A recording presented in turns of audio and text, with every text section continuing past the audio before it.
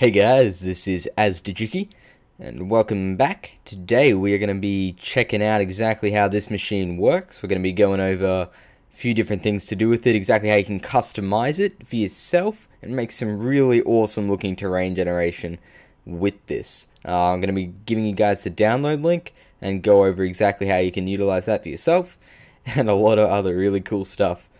So, strap in, and enjoy yourself. So if you guys haven't seen the main video displaying exactly all this yet, then click on the screen right now and go watch it, and then come right back here and check it out. It'll open up on a new window for you, just like that. Alright, so you guys have all seen it? Cool. So one thing that I failed to mention in the main video for some really strange reason is the fact that this is completely customizable. Every single rate in this system is customizable. The different rates for how fast an ore vein expands, the rates that the different types of materials would appear, how often ore veins will appear, all the different rates for everything, how tall the chunk is, how big the chunk is, how many chunks there are, even what materials the chunk is made of. So instead of plain old grass, you can have a chunk made with mycelium, and all the diamonds can be made of sponge if you want to. I mean, it's not limiting. It's not only one different type of generation. You can have, I don't know, bedrock flowers, or you could have whatever. Like, anything that this can generate can easily be swapped out with any other material. So that's really cool. So you can have a chunk that's just made up of random materials, and every time it will be randomly generated. Now that's pretty cool. Now you can make some pretty wacky, awesome stuff with this. So here I've gone ahead and replaced all the different ores with random other blocks, and I've made some chunk made of sand and soul sand and pumpkin heads. Now that's cool.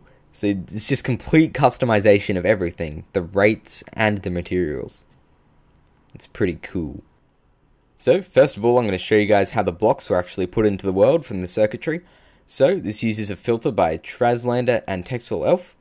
Links in the description below to all that cool stuff. Yep, down there. So what it does is it's basically going to convert a source sign with the S on it, and a D sign with the D on it, which stand for source and destination. It's going to convert this here into a spawner down there with the spawner minecart on top. And every time the spawner minecart reappears, so after you've broken it and then it respawns, it is then going to spawn a falling sand entity at the destination of the block type here. So basically, when I break the minecart here, it's going to spawn a quartz block here.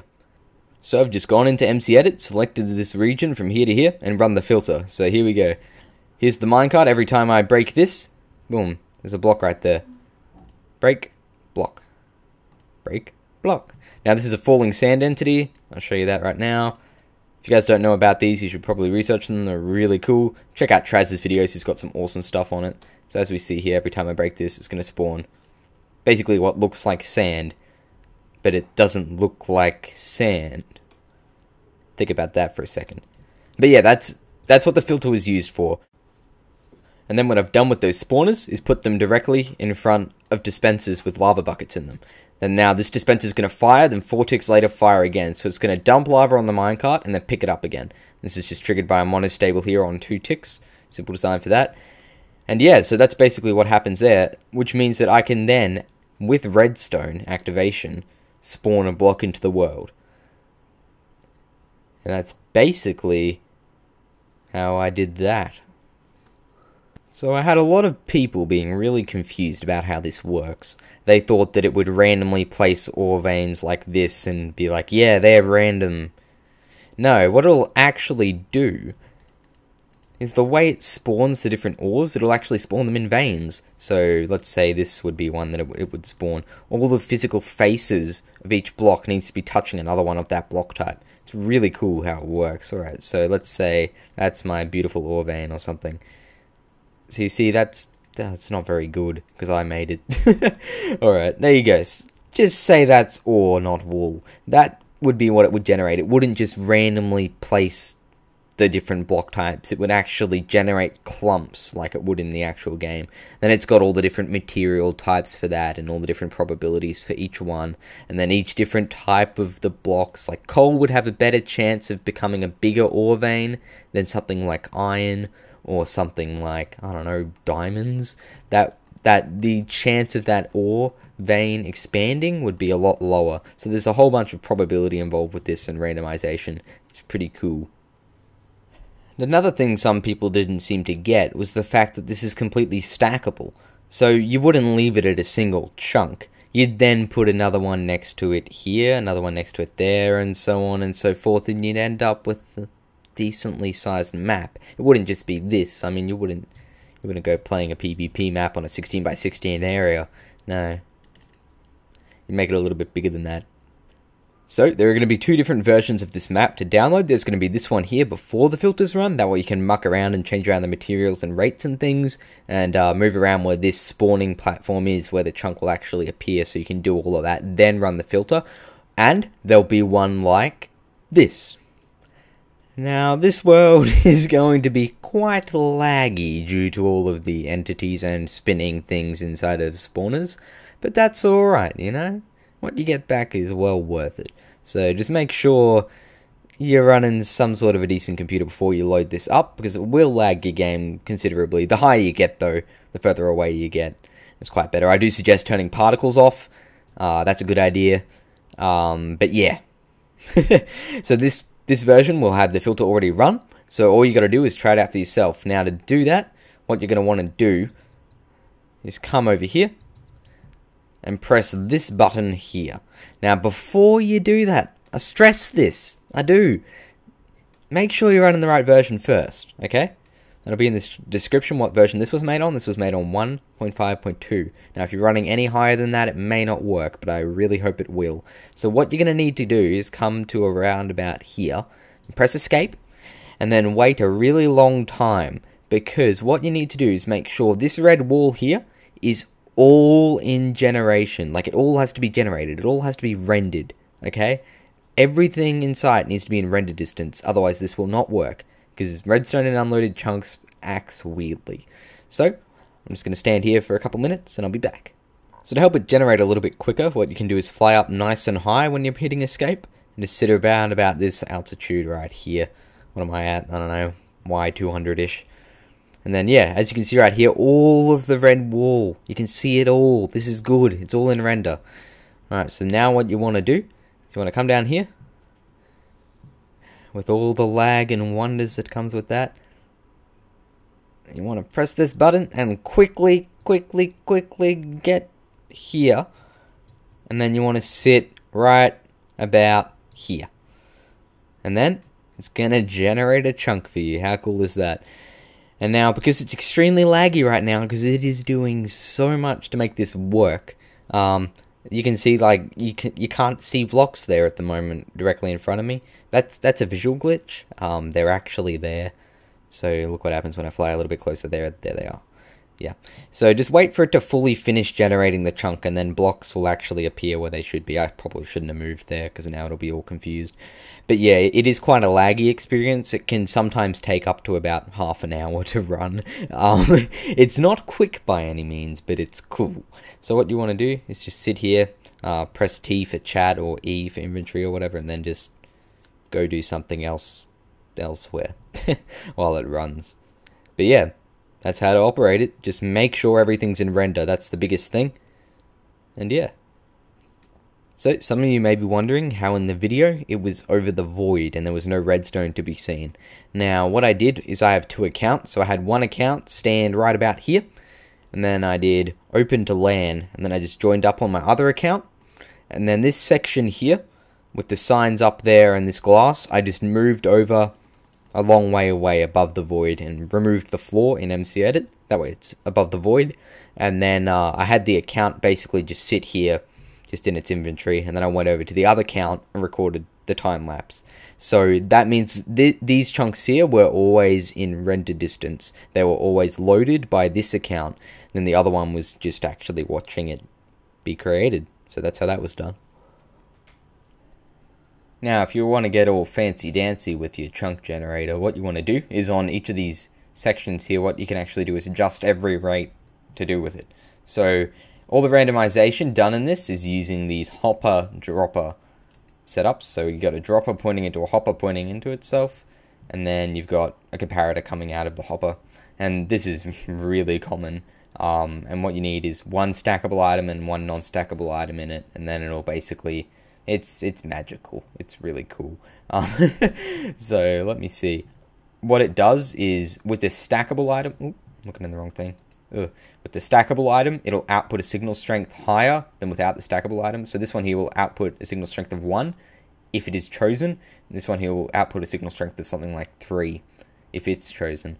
So what I've then done is use comparators, and then it would only reach to here if it's 1 and to there if it's not. So what you can do to actually make this more rare is just adjust the items in here. Like I could put, oh, I can't use the same item. If I went and put a rose in here, that would then adjust how this interacts, and then iron would then have either a greater or a lower chance of spawning, just due to that change. So everything is completely customizable. All the randomization is done with that.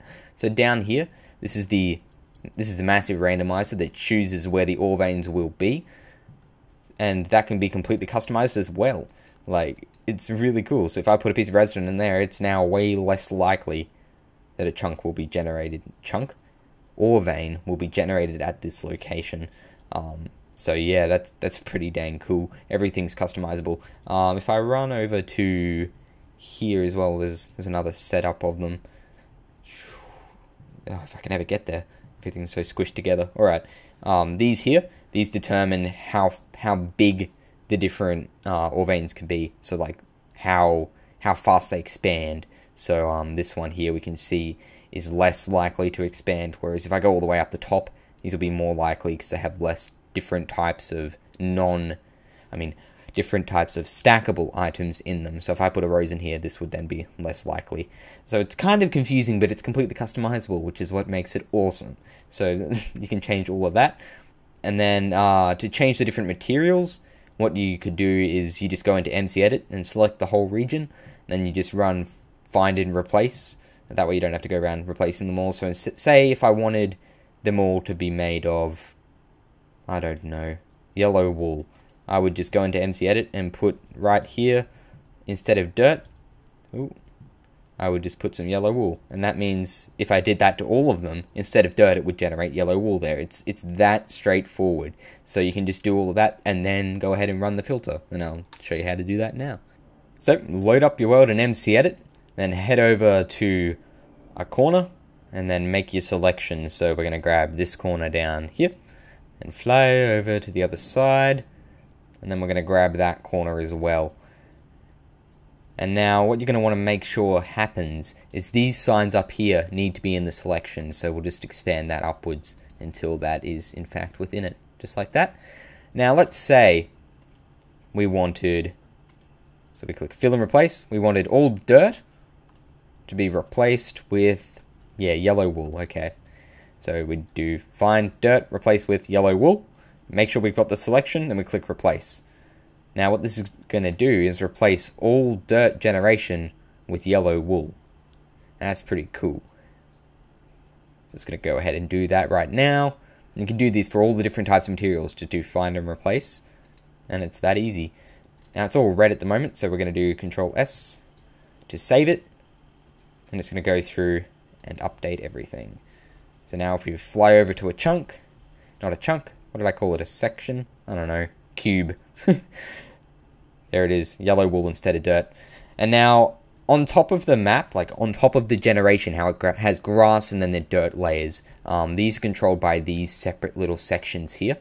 So if you want, say, all your dirt underground to be yellow wool, but above ground instead of yellow wool, let's do something else. So we would just deselect and reselect this little section here.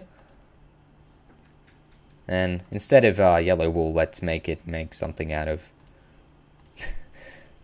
yeah, jungle wood planks. That'll do. Beautiful. And I'd save that. And instead of under the grass it being yellow wool or dirt, it'll be jungle planks.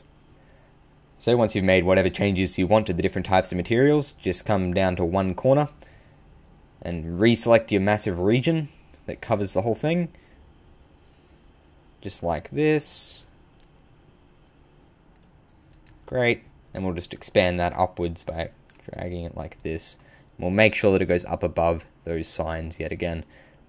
Then we'll come down to the filters. make sure Traz's filter is selected, just click filter, and just let this load and save the world afterwards, and you'll be ready to go. And there you have it. Now you've got your custom materials. So right here we can see this is now yellow wool instead of dirt. You can break that and try it out just to make sure it works. There it is. Awesome.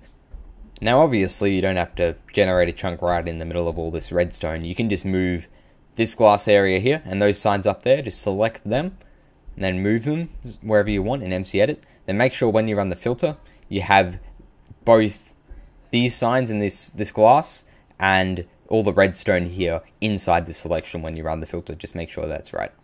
And yeah, that's pretty much all there is to that. So in front of me is one cube of the chunk generator. Now, this is a grid of 16 by 16 of these cubes. As you can see here, this is a recurring pattern.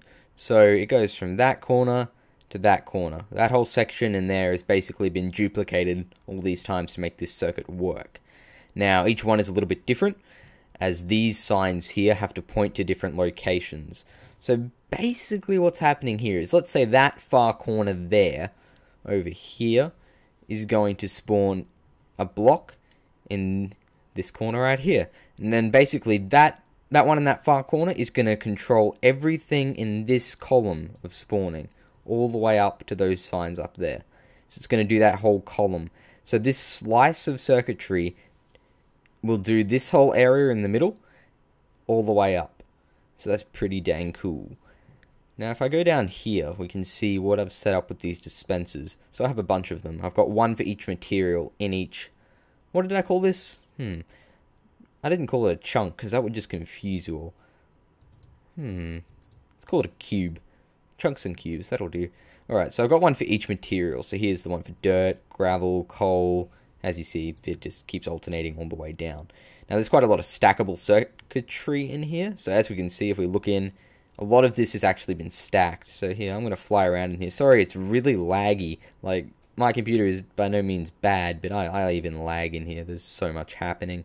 There's a lot of redstone involved. Alright, so if we see in here, everything is stackable. So it's all too high stackable. So you could potentially expand this to, like, I don't know, if you wanted, like, 50 different types of materials with different rates, you can do that.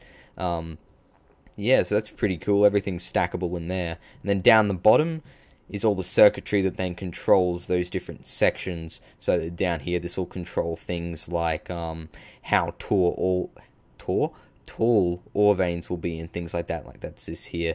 And there's a binary decoder and randomizer over here, which will then randomly select how tall each ore vein will be and all that sort of crazy stuff. And then there's things how these then talk to each other. So as you can see here, each one is connected by these two-way repeaters, then plugging into them, and then a whole bunch of circuitry then to determine things like, if a block wanted to spawn here, is there any surrounding blocks of that same type? So say I wanted to spawn something off this block, it could then only actually touch its face.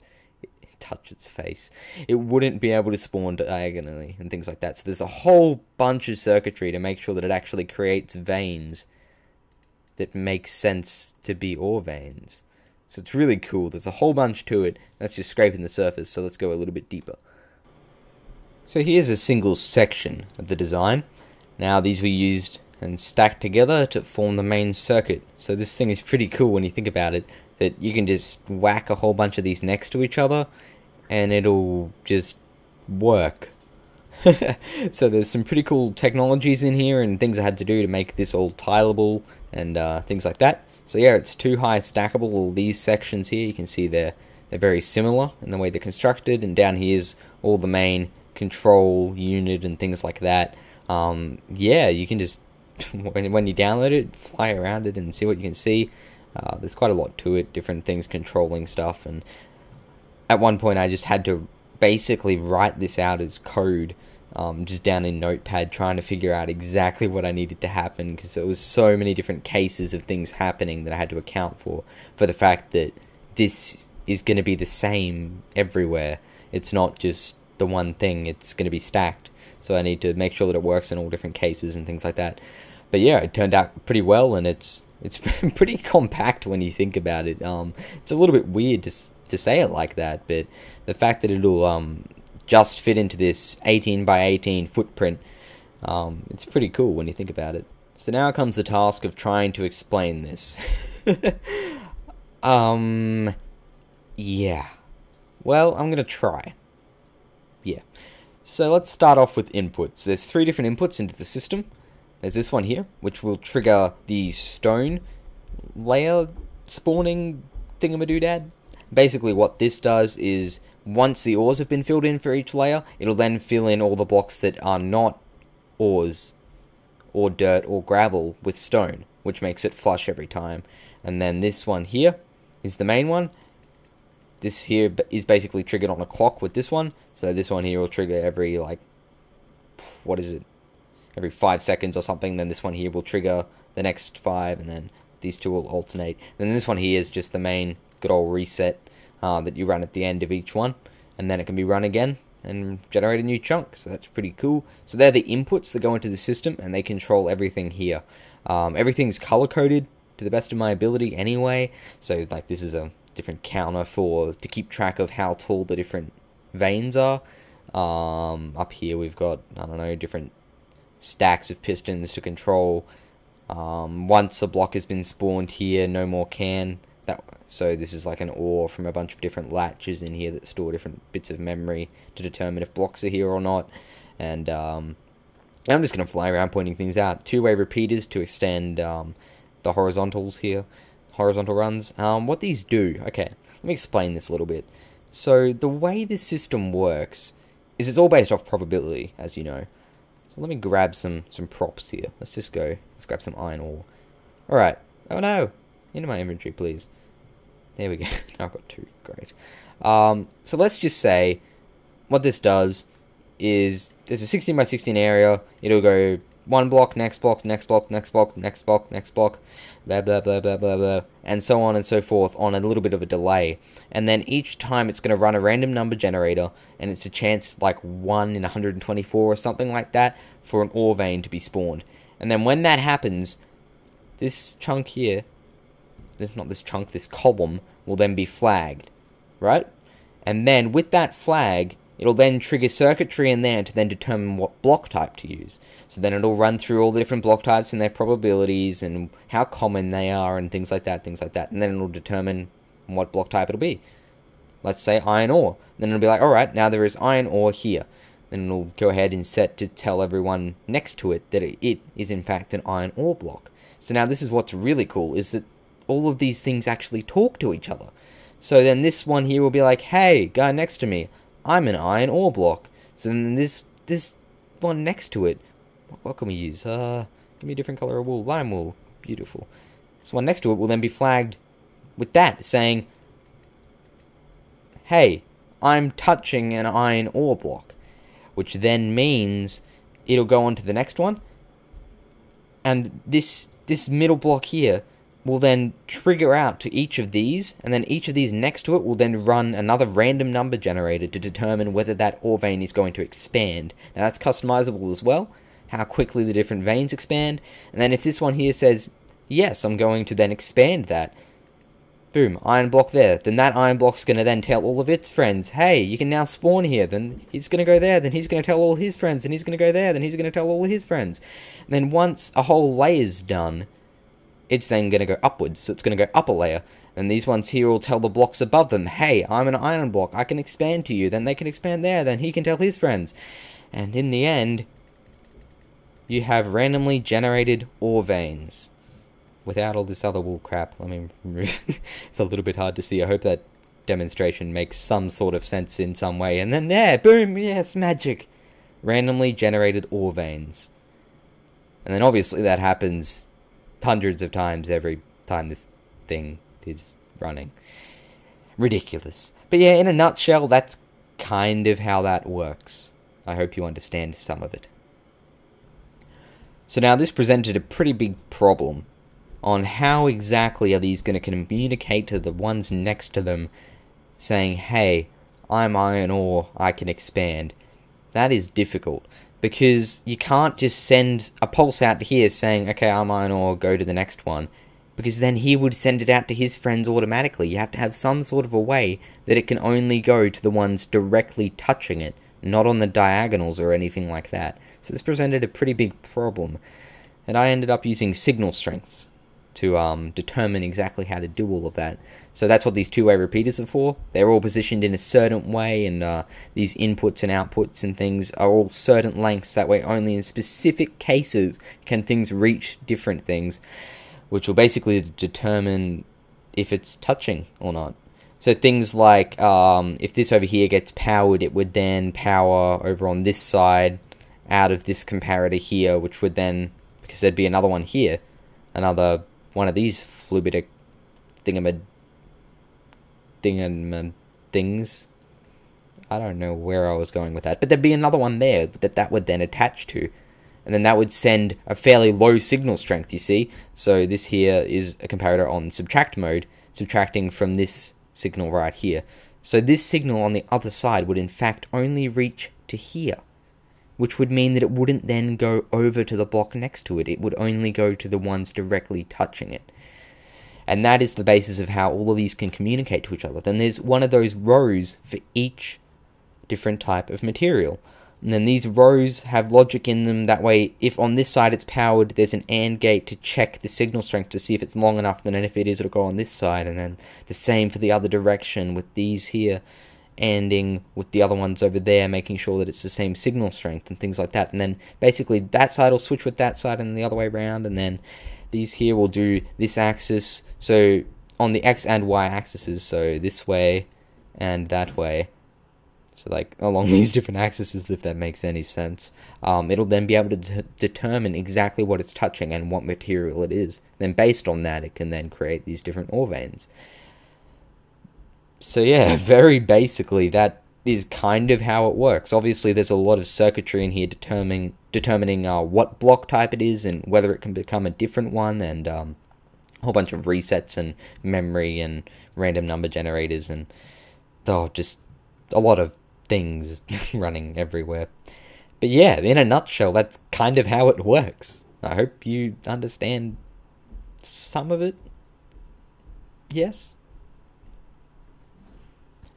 So yeah, this project ran through a whole lot of different prototypes and tests and things, and the crazy thing is to test this, like to test a new version of that whole circuit, I would then need to go in and stack it like 16 times in each direction in MCEdit. Then I would need to set up each of these location signs and each one to be pointing to the right ones, things like that. And in the end, it would take about 2 hours just to test the new circuit.